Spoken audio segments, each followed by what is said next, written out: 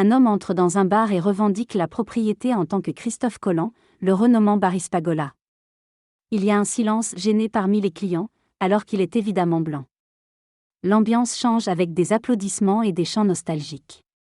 Le récit se tourne vers l'histoire de l'Amérique, soulignant comment la conquête a généré des conflits et des massacres, cherchant à imposer une nouvelle identité américaine en effaçant les populations autochtones. La tension raciale et la violence envers les populations indigènes sont soulignées, notamment à travers les guerres anti-insurrectionnelles et la chasse aux Indiens. Des références à des figures historiques telles que Geronimo servent à illustrer la complexité des relations entre les Amérindiens et les colonisateurs.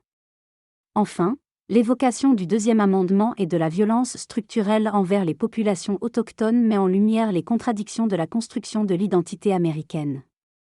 À travers un récit, elle est évoquée l'impact de l'esclavage et de l'exploitation des Amérindiens aux États-Unis au XIXe siècle. L'essor du coton grâce à l'esclavage a enrichi le sud et le nord du pays, contribuant à la révolution industrielle. L'utilisation des esclaves comme marchandises a été lucrative, dépassant en rentabilité tous les autres secteurs économiques. L'esclavage a été comparé à un génocide par un auteur, en soulignant sa brutalité et son effet destructeur sur les cultures et les individus. Les Amérindiens, déplacés et maltraités, ont trouvé dans la danse des esprits une forme de résistance et de réappropriation de leur identité. Les débats et conflits autour de l'esclavage et de la résistance amérindienne sont évoqués par le biais de discours et de récits fictifs ou historiques. Une réflexion sur l'autodétermination des peuples opprimés et sur la nécessité de restituer ce qui leur a été injustement pris conclut le texte. Le texte soulève des réflexions sur la représentation historique et la persistance du racisme institutionnalisé malgré l'abolition officielle de l'esclavage aux États-Unis. L'auteur évoque la nécessité de transformer génocide, esclavage et oppression en actes de réparation pour construire la paix.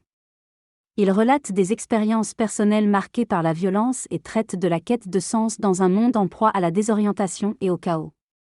Cette réflexion pousse à remettre en question les privilèges, le pouvoir et la peur de perdre ses acquis dans un contexte de montée de forces hostiles et de panique généralisée dans le monde occidental. Lorsque l'ignorance et le sectarisme se mêlent, cela engendre une colère aveugle et sans limite, transformant la forteresse en prison où tout le monde devient un ennemi. Pendant ce temps, des gens meurent de faim et d'autres sont persécutés, alors que la richesse pornographique devient la nouvelle norme morale.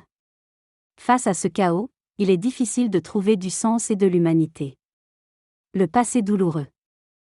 Et par des horreurs passées telles que l'esclavage et le colonialisme, révèle que la domination et le pouvoir doivent être remis en question et renouvelés pour un avenir meilleur.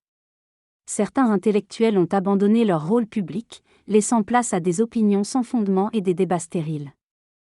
L'histoire sombre de lois eugénistes et du génocide perpétré par Hitler rappelle les horreurs passées et souligne l'importance de ne pas laisser l'histoire se répéter. Hitler a justifié ses actes barbares en se référant à une prétendue supériorité de race, suivant ainsi le triste legs de la colonisation et du génocide perpétré par les Européens dans le monde. La rencontre entre l'antisémitisme et la tradition génocidaire a conduit à l'horreur absolue du génocide. On réalise alors que l'histoire nous interpelle sur la nécessité de reconnaître les erreurs du passé pour forger un avenir plus juste et humain. Le texte évoque les moments tragiques de l'Holocauste, où des personnes innocentes ont été capturées par les nazis et envoyées à Auschwitz. Il met en lumière l'horreur de la souffrance et de la mort infligée aux prisonniers du camp, notamment à travers des scènes poignantes comme celle des enfants conduits à leur perte. La narration souligne la connivence de l'intelligentsia avec les crimes commis, le savoir collectif qui aurait dû empêcher de tels actes inhumains mais qui a été refoulé ou nié. Cette réalité atroce, rappelée à travers l'histoire, interpelle sur la culpabilité partagée et le devoir de mémoire. Le texte évoque également les conséquences dévastatrices de ces événements sur la société et sur le rêve avorté d'un peuple. Le centre a été brisé et dispersé, l'arbre sacré est mort, entraînant le rêve d'un peuple avec lui. Malgré cela, il reste de l'espoir car ce n'est que le début de quelque chose de nouveau. Nous avons encore beaucoup à découvrir et à apprendre. La musique accompagne ces réflexions et moments de célébration.